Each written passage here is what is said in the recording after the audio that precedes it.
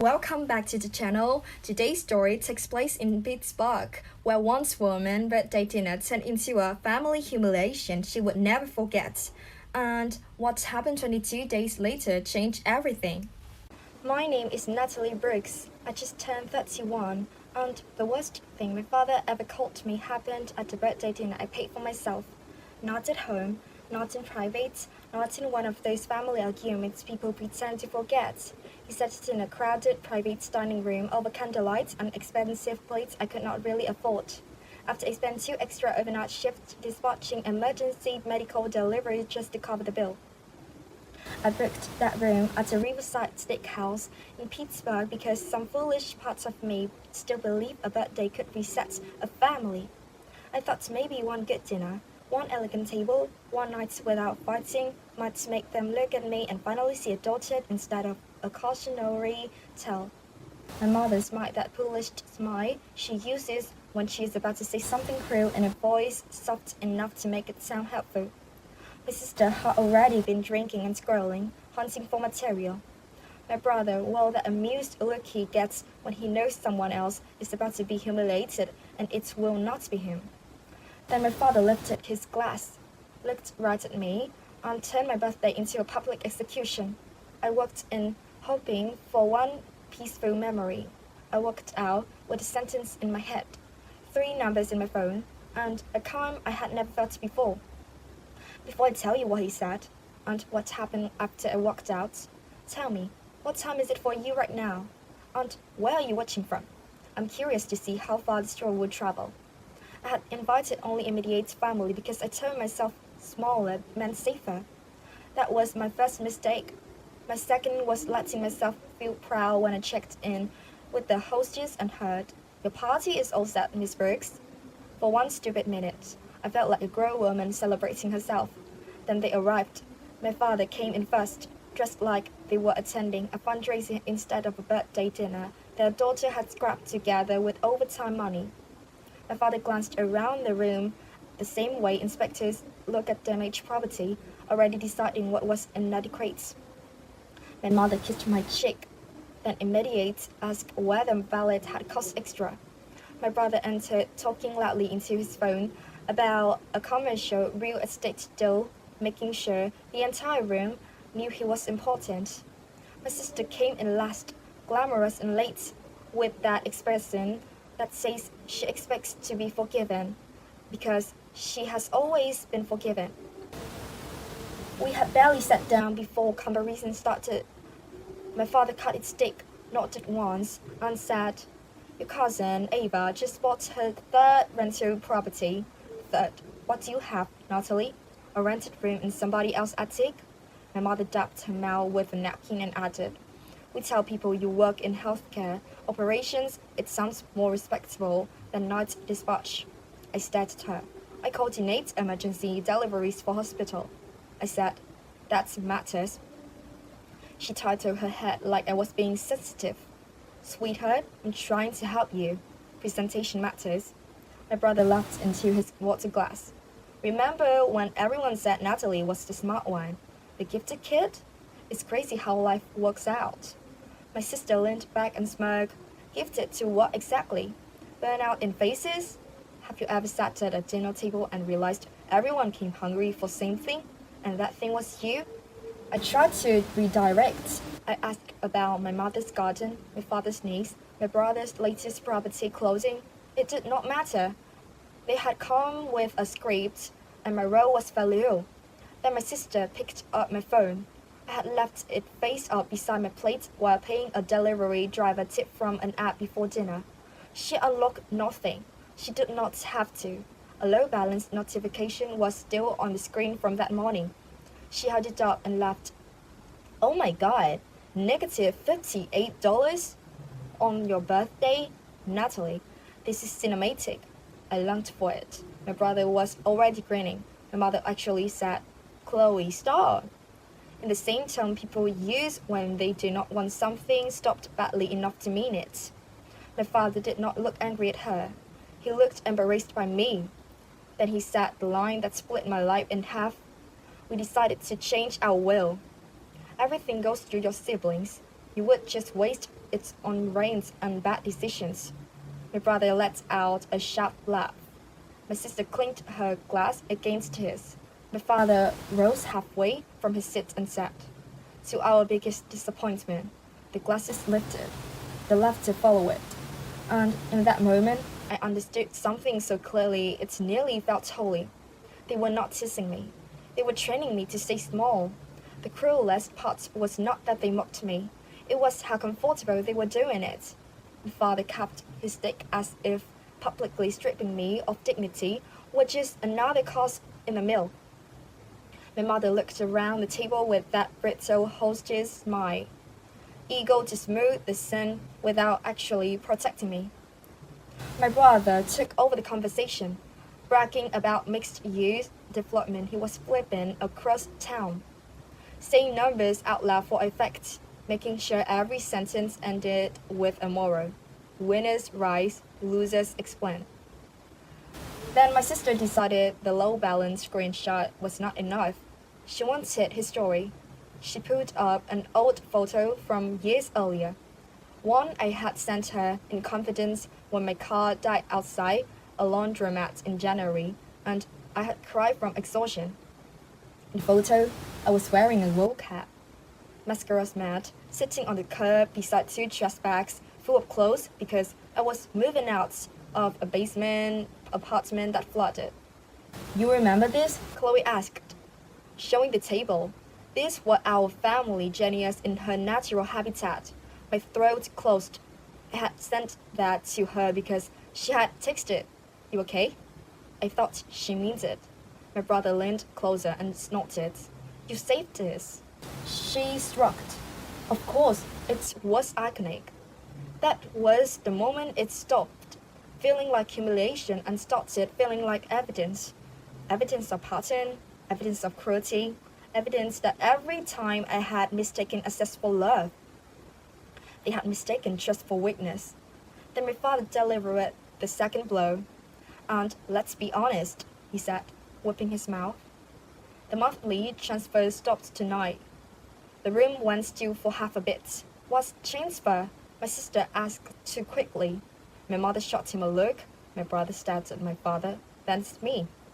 I said nothing, because I suddenly understood I knew something they did not know they had revealed. For almost 4 years, my father had used a joint household buffer account I helped fund during the pandemic. It started as temporary help when his dental practice had cash flow problems and my mother's boutique had inventory debt. Temporary became royalty. I have been quietly covering utilities, insurance gaps, and short mortgage shortages through automatic transfer because my mother always said, "Don't mention this to your brother and sister. It's what only creates drama." I had believed I was helping the family stabilize. My siblings had apparently believed my parents were carrying me. My sister blinked. Wait, Natalie sends money? My mother jumped in. This is not the place. My father slammed his glass down. Enough. She owes us. Raised her. He turned to me. And if you had any decency, you keep doing your part without making that face. What would you do in that moment? Keep sitting there while the people who mocked your bank balance lived off your hidden transfer? Cry? Scream? Beg? I did none of those. I stood up, picked up my coat, and took my card off the silver tray before the server could run the full bill. My father barked my name. My mother hissed, "Don't be dramatic." My brother said, "Oh, come on, don't storm out like a teenager." My sister laughed and called after me, "Happy birthday, dispatcher." I turned back once. "You were right," I said. "Tonight, this changed something." Then I walked out, paid only my portion plus the room deposit I could not recover, and stood in the cold river air shaking so hard I could barely unlock my car. In the front seat, under the glow of the parking garage lights, I made 3 phone calls. The first call was to the bank's after-hours fraud and account services line. My voice was steady by the time an agent answered, which surprised me. I need to end all automatic transfer from a personal checking to a linked family household account tonight, I said. The agent asked whether I wanted them paused or cancelled. Cancelled, I said, permanently. She asked if I was sure, because the linked account had recurring payments tied to it dating back years. I looked through the windshield at the dark river and said, I'm sure. She read each one aloud. Electric, supplemental mortgage draft, water, homeowners insurance catch-up, a private line of credit, payments. With every cancellation, it felt like another wire being cut from my ribs. The second call was to real estate attorney whose number I said saved months earlier and never used. Not because I was buying property. Because I was terrified my parents had tied me more deeply into their financial mess than they admitted. His voicemail said emergency consults would be returned first thing in the morning. I left a message asking him to reveal my exposure to anything connected to that household accounts, any beneficiary designations, any signature authorizations I may have stupid agreed to during family emergencies. I did not cry while living. That mattered to me. The third call was not practical. It was personal. I called my supervisor at a logistic firm, a woman named Denise, who had once told me, "You do not have to explain your family to me to deserve a better life." She answered on the second ring because night shift people understand emergency voices. I told her I was fine, which was a lie. Then I told her I needed more hours if any opened up because I was done underwriting all the people's illusions. She was quiet for a second, then said, "Come in early tomorrow. There's a lit dispatcher opening on the hospital route, Tim." Apply. That night, I lay in my rented room listening to the heater click on and off and thought about how many years I had confused endurance with loyalty. Every tick of the old world clock sounded like a sentence. Not your job, not your job, not your job. By morning, my family had sent 23 texts. My mother asked why I had embarrassed them by leaving. My sister sent a laughing selfie from the restaurant with the caption, "You really made your own birthday wit." My brother what? That was joking about the will. "Grow up." My father sent one line. "You will regret acting like this." I did not answer any of them. Instead, I made the alternate. By noon, I knew more truth than I had learned in 4 years of family updates. My automatic transfer had not merely helped with groceries or temporary bills. They had repeatedly prevented missed mortgage payments on my parents' house. A private credit line in my mother's names had been serviced from that same pool. And 2 months earlier, my father had attempted to list me as a contingent guarantor on a refinance package that had never finalized only because one page was missing my signature. The alternate slid the papers across the desk and said, "You need distance immediately. Could you cut off the people who raised you if you found out they had been quietly building parts of their survival on your silence?" That was the question sitting in my chest when I made the next decision. I moved my savings, tiny as they were, into a new bank. I changed every password. I removed myself from every shared login I had ever been guilted into joining. Then I started looking for a place to live that did not feel like an apology. The next 2 weeks were the most exhausted and most alive I had felt in years. I worked double shifts, trained for the lit dispatcher interview, and learned more about escrow, pre-approval letters, and credit repair than I had learned in the last decade about my own worth. The irony was almost funny. The daughter they mocked for not being in real tech managed realty software, precise escalations, hospital timing windows, and driver chains across 3 counties every single night. Once I stopped spending my money saving my parents from consequences, my finances stopped bleeding. They were still fragile, but for the first time, they were mine. The nurse helped me rewrite my resume. The attorney referred me to a mortgage broker who did not treat me like a joke.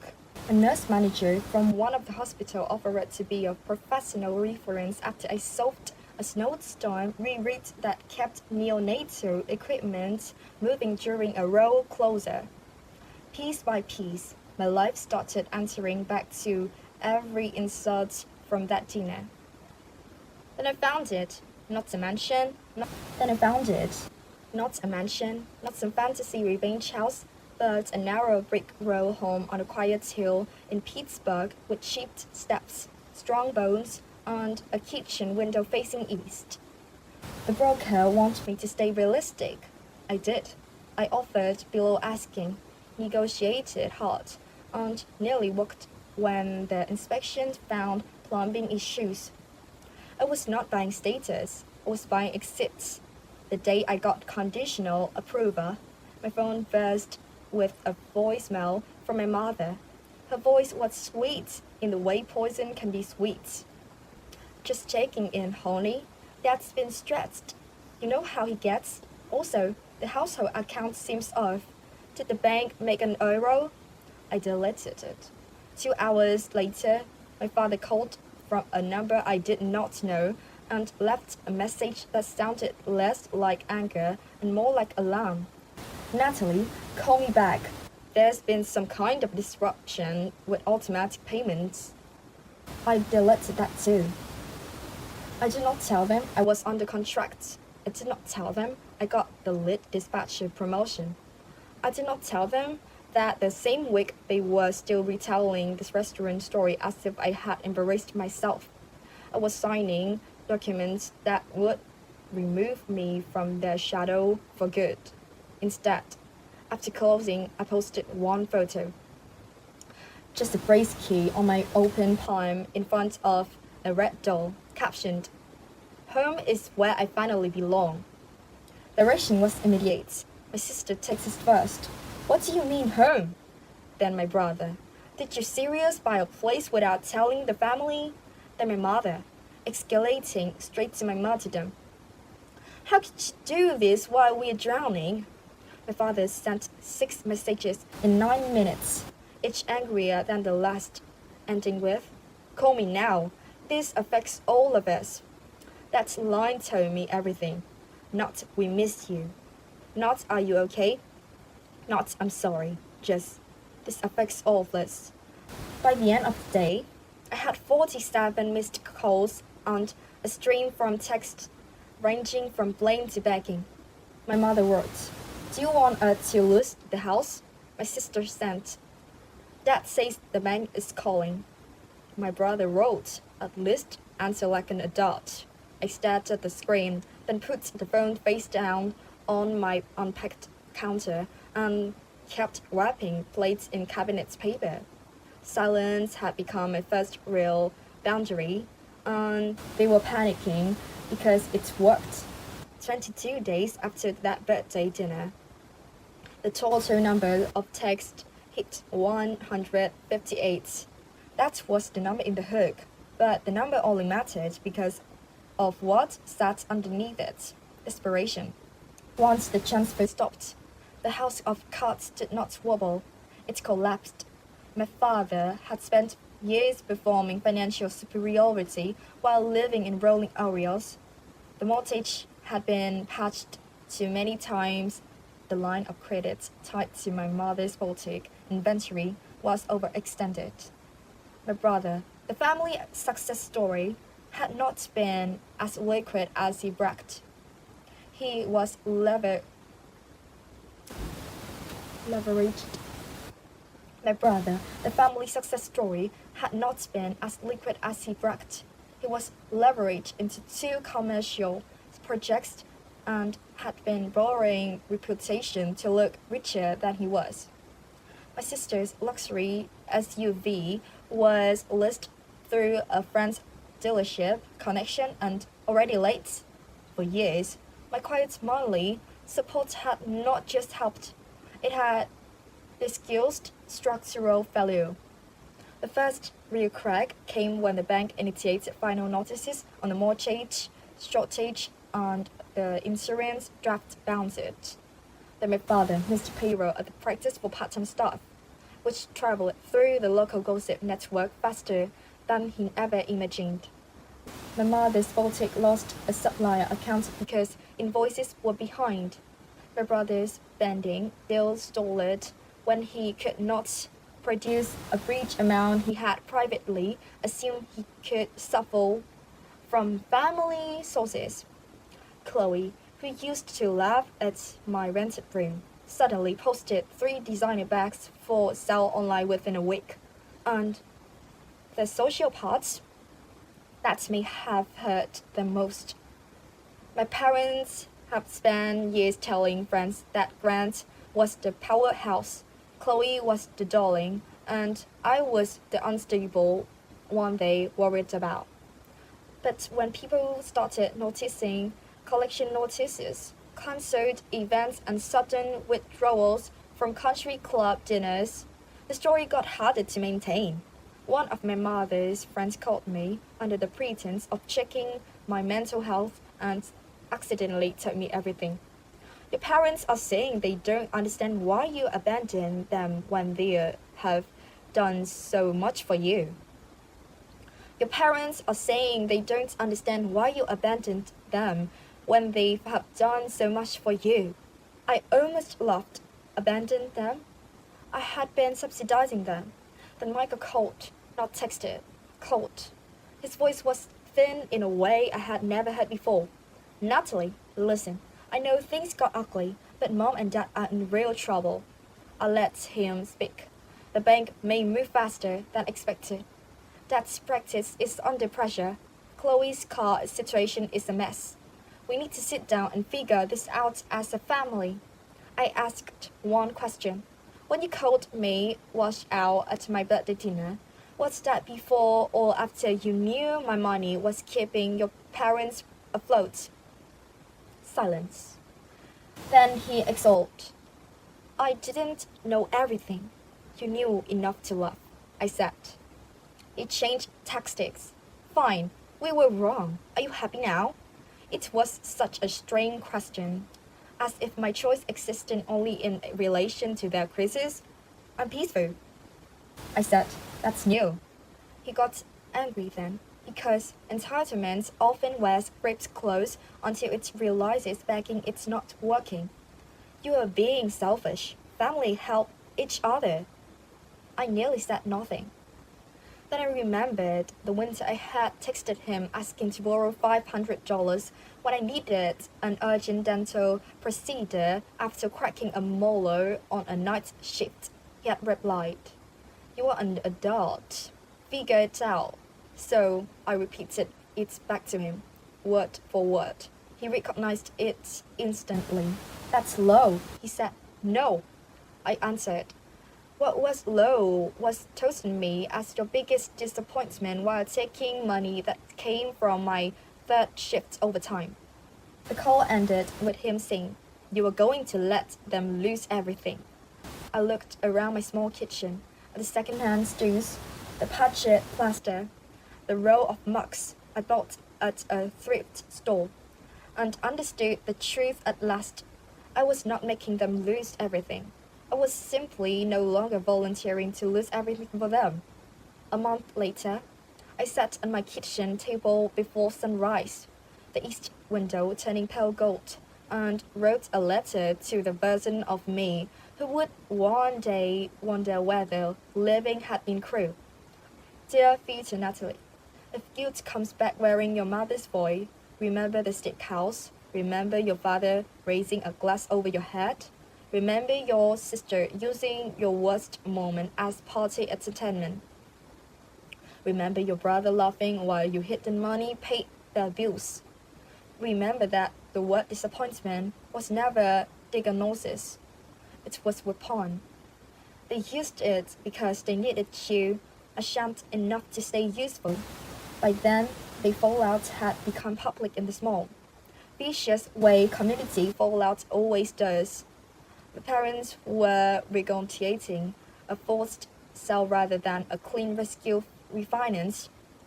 My mother had closed the boutique temporarily, which usually means forever. My mother lost. My mother has.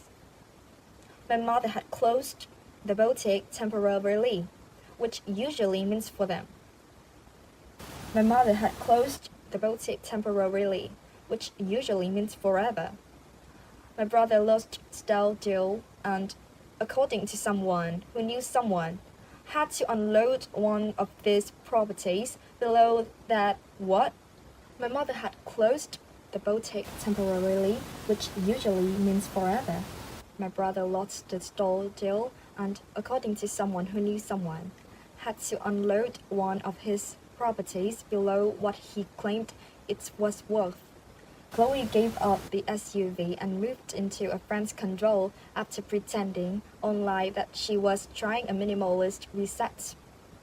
My salary went up. I painted the kitchen myself, badly but proudly. I planted herbs in cheap ceramic pots. I slept without waking in panic to check whether some family emergency had just landed on my phone. And when people asked what I did for work, stopped translating it into pretty. And when people ask what I did for work, I stopped translating into prettier language. I ran overnight logistics for medical deliveries. I said, if I do my job right, hospitals get what they need on time. The right people respected that instantly. The wrong people did not matter anymore. I also started writing, not a book deal, not some dramatic movie monologue, just essays at first. Not about financial enmeshment, about daughters raised to be backup plans, about how public humiliation inside a family often hides private dependency. The response shocked me. Woman wrote from Ohio, Arizona, Georgia, Ontario. Men wrote too. Nurses, teachers, warehouse managers, a guy caring for his mother with 3 brothers who only showed up to criticize. They all said the same thing in different words. I thought I was the only one. That is the real ending, I think. Not that they panicked, not that the text peeled up, not that the people who called me a disappointment finally had to look at the math. The real ending is that stopped participating in a story written to keep me small. The real ending is that I stopped participating in a story written to keep me small. The real ending is that I learned family can be the first place you are taught to abandon yourself. And sometimes adulthood is the long, painful process of taking yourself back. So here is the lesson I once left behind in the story. You do not owe your family a version of your life that requires your humiliation as friends. You do not owe endless access to people who only valued you when you were useful. Love that demands secrecy, self-erasure, and financial bleeding is not love. It is control with a sentimental accent. I used to think cutting ties meant I was heartless. The truth is, refusing to cut ties was what nearly destroyed me. And if you are hearing this now while sitting in your own version of that dinner table, let me say something clearly. The role they assigned you is not your identify. Being the value, the difficult one, the ungrateful child, the disappointment. Those labels often say more about the family system than about the person carrying them. Sometimes the strongest thing you can do is step away long enough for the truth to collapse without your support. My father called me a disappointment at my own birthday dinner. 22 days later, they panicked. Not because I wanted them, because I stopped rescuing them. There's a difference. And if you made it this far, I want to ask you one thing. If you were in my seat that night, would you have stayed or which you have worked out to. Comment one word. Live if you would cut the cult, or stay if you think family should always get one more chance.